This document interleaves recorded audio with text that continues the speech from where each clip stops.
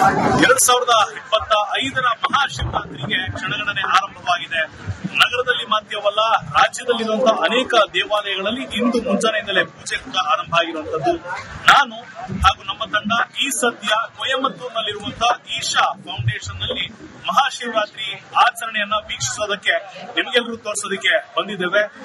ಇಲ್ಲಿರುವಂತಹ ವ್ಯವಸ್ಥೆಯ ಪರಿಚಯವನ್ನ ನಾವು ನಿಮ್ಗೆ ಮಾಡ್ತಾ ಹೋಗ್ತೇವೆ. ಮೊದಲನೇದಾಗಿ ಭವ್ಯವಾದ ಈ ಒಂದು ಬೆಟ್ಟದ ಕೆಳಗೆ ಇರುವಂತಹ ಲಿಂಗನ ದರ್ಶನ, ಮಹಾಶಿವನ ದರ್ಶನ, ಈಶನ ಫೌಂಡೇಶನ್ ನಲ್ಲಿರುವಂತಹ ದರ್ಶನವನ್ನ ಮಾಡಲಾಗ್ತಿರುವಂತದ್ದು. ಇಲ್ಲಿ ಲಕ್ಷಾಂತರ ಜನರು ಕುಳಿತುಕೊಳ್ಳೋದಕ್ಕೆ ವ್ಯವಸ್ಥೆಯನ್ನ ಈ ಸದ್ಯ ಮಾಡಲಾಗಿರುವಂತದ್ದು.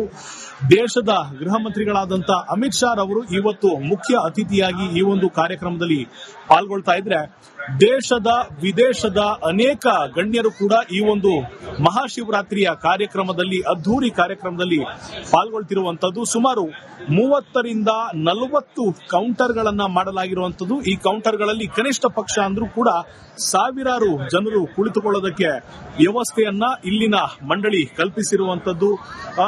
ವಿದೇಶಿಗರು ಮಾತ್ರವಲ್ಲ, ಸೆಲೆಬ್ರಿಟಿಗಳು ಮಾತ್ರವಲ್ಲ, ಲಕ್ಷಾಂತರ ಜನ ಶಿವನ ಆರಾಧಕರು ಇವತ್ತು ಮಹಾಶಿವರಾತ್ರಿಯ ಕಾರ್ಯಕ್ರಮದಲ್ಲಿ ಪಾಲ್ಗೊಳ್ಳಲು ಆಗಮಿಸ್ತಾ ಇರುವಂತದ್ದು. ಕೆಲವೇ ನಿಮಿಷಗಳಲ್ಲಿ, ಅಂದ್ರೆ ಇಂದು ಸಂಜೆ 6 ಗಂಟೆಯಿಂದ ನಾಳೆ ಬೆಳಿಗ್ಗೆ 6 ಗಂಟೆಯವರೆಗೂ ಇಲ್ಲಿ ಸದ್ಗುರುರವರ ನೇತೃತ್ವದಲ್ಲಿ ಮಹಾಶಿವರಾತ್ರಿಯನ್ನ ಆಚರಿಸಲಾಗುತ್ತೆ. ಅಷ್ಟೇ ಅಲ್ಲದೆ ಇಲ್ಲಿ ಅನ್ನದಾನ ಕಾರ್ಯಕ್ರಮವನ್ನು ಕೂಡ ಈ ಸದ್ಯದ ಮಟ್ಟಿಗೆ ಆಯೋಜನೆ ಮಾಡಿರುವಂತದ್ದು. ಈಗ ನೀವು ಆಲ್ರೆಡಿ ಡಿ ಕೆ ಶಿವಕುಮಾರ್ ಅಲ್ಲಿಗೆ ಬಂದಿದ್ದನ್ನು ನೋಡಿದ್ರೆ, ಈಗ ಅಮಿತ್ ಶಾ ಮತ್ತು ಜಗ್ಗಿ ವಾಸುದೇವರಾವ್ ಜೊತೆಯಾಗಿ ಈಗ ಮುಖಾಮುಖಿ ಆಗುತ್ತೆ. ಬಹುಶಃ ವೇದಿಕೆಯಲ್ಲಿ ಮುಖಾಮುಖಿ ಆಗುವಂತಹ ಸಾಧ್ಯತೆ ಇದೆ. ಕೇಂದ್ರ ಗೃಹ ಸಚಿವ ಅಮಿತ್ ಶಾ ಮತ್ತು ಜಗ್ಗಿ ವಾಸುದೇವರಾವ್ ಕನ್ನಡಿಗ, ಮೈಸೂರವರು, ಮದುವೆ ಆಗಿದೆ, ಮಗಳಿದ್ದಾರೆ. ನಮ್ಮಲ್ಲಿ ಒಂದು ವಿಶೇಷ ನೋಡಿ, ಸಾಧಾರಣವಾಗಿ ಆಧ್ಯಾತ್ಮ ಸಾಧನೆ ಮಾಡಬೇಕು ಅಂತಂದ್ರೆ ಬ್ರಹ್ಮಚಾರಿ ಆಗಿರಬೇಕು ಅಂತ ಹೇಳ್ತಾರೆ. ಇಲ್ಲದೂ ಆಗತ್ತೆ. ರಾಮಕೃಷ್ಣ ಪರಮಹಂಸರಂತವರು, ಅವರು ಕೂಡ ಶಾರದಾ ದೇವಿ ಅವರ ಪತ್ನಿ, ಅವರಿಗೆ ಶಿಷ್ಯ ಸ್ವಾಮಿ ವಿವೇಕಾನಂದ, ಜಗ್ಗಿ ವಾಸುದೇವರಾವ್.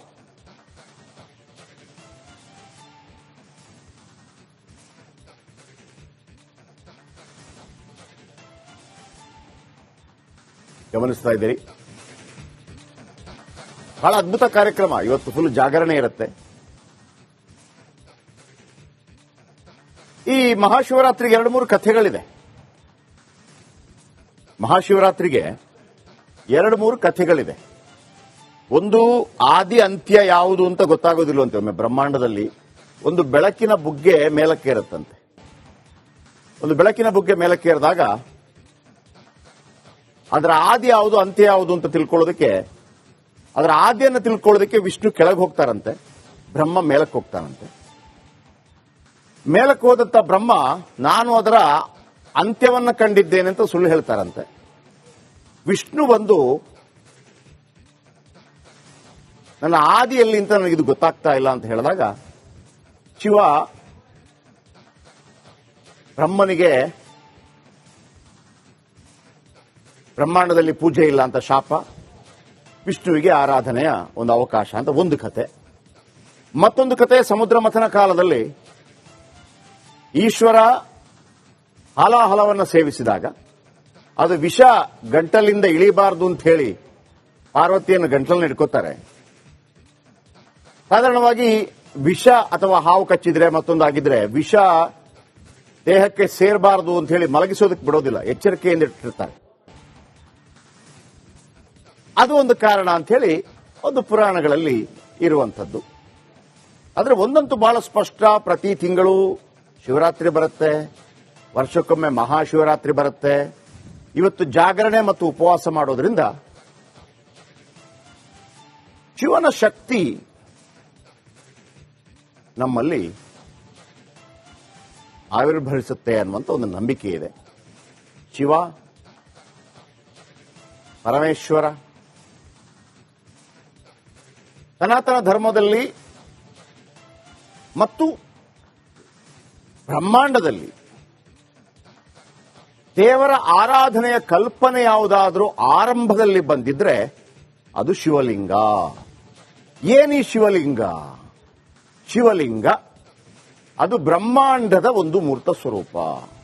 ಈಗಲೂ ಕೂಡ ನೀವು ಗೂಗಲಲ್ಲಿ ಯೂನಿವರ್ಸ್ ಅಥವಾ ಬ್ರಹ್ಮಾಂಡ ಫೋಟೋಸ್ ಅಂತ ಟೈಪ್ ಮಾಡಿದ್ರೆ ಮೊಟ್ಟೆ ಆಕಾರದ ಒಂದು ಲಿಂಗ ತರ ಕಾಣುತ್ತೆ. ಆ ಲಿಂಗವೇ ಬ್ರಹ್ಮಾಂಡ ಅಥವಾ ಏನು ಶಿವಲಿಂಗ. ಆ ರೀತಿ ಆರಾಧನೆ. ಓಕೆ,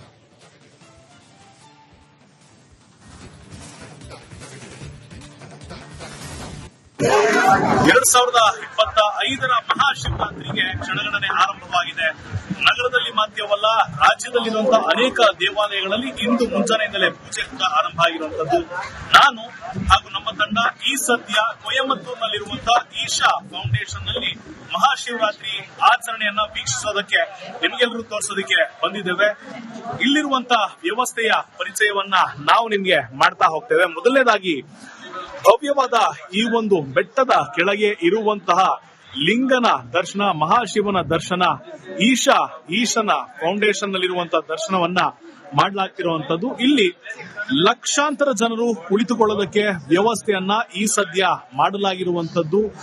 ದೇಶದ ಗೃಹ ಮಂತ್ರಿಗಳಾದಂತಹ ಅಮಿತ್ ಶಾ ರವರು ಇವತ್ತು ಮುಖ್ಯ ಅತಿಥಿಯಾಗಿ ಈ ಒಂದು ಕಾರ್ಯಕ್ರಮದಲ್ಲಿ ಪಾಲ್ಗೊಳ್ತಾ ಇದ್ರೆ, ದೇಶದ ವಿದೇಶದ ಅನೇಕ ಗಣ್ಯರು ಕೂಡ ಈ ಒಂದು ಮಹಾಶಿವರಾತ್ರಿಯ ಕಾರ್ಯಕ್ರಮದಲ್ಲಿ, ಅದ್ದೂರಿ ಕಾರ್ಯಕ್ರಮದಲ್ಲಿ ಪಾಲ್ಗೊಳ್ತಿರುವಂತದ್ದು. ಸುಮಾರು 30 ರಿಂದ 40 ಕೌಂಟರ್ಗಳನ್ನ ಮಾಡಲಾಗಿರುವಂತದ್ದು. ಈ ಕೌಂಟರ್ಗಳಲ್ಲಿ ಕನಿಷ್ಠ ಪಕ್ಷ ಅಂದ್ರೂ ಕೂಡ ಸಾವಿರಾರು ಜನರು ಕುಳಿತುಕೊಳ್ಳೋದಕ್ಕೆ ವ್ಯವಸ್ಥೆಯನ್ನ ಇಲ್ಲಿನ ಮಂಡಳಿ ಕಲ್ಪಿಸಿರುವಂತದ್ದು.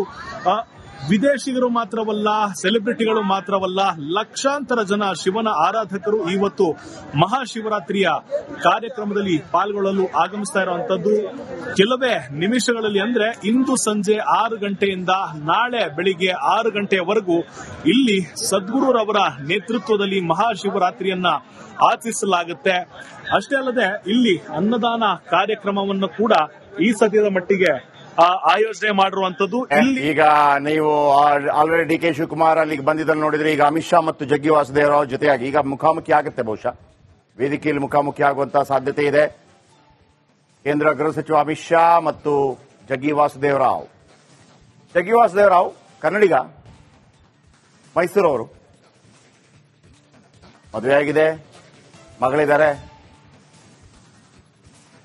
ನಮ್ಮಲ್ಲಿ ಒಂದು ವಿಶೇಷ ನೋಡಿ, ಸಾಧಾರಣವಾಗಿ ಆಧ್ಯಾತ್ಮ ಸಾಧನೆ ಮಾಡಬೇಕು ಅಂತಂದ್ರೆ ಬ್ರಹ್ಮಚಾರಿ ಆಗಿರಬೇಕು ಅಂತ ಹೇಳ್ತಾರೆ. ಇಲ್ಲದೂ ಆಗತ್ತೆ. ರಾಮಕೃಷ್ಣ ಪರಮಹಂಸರಂತವರು, ಅವರು ಕೂಡ ಶಾರದಾ ದೇವಿ ಅವರ ಪತ್ನಿ, ಅವರಿಗೆ ಶಿಷ್ಯ ಸ್ವಾಮಿ ವಿವೇಕಾನಂದ, ಜಗ್ಗಿ ವಾಸುದೇವರಾವ್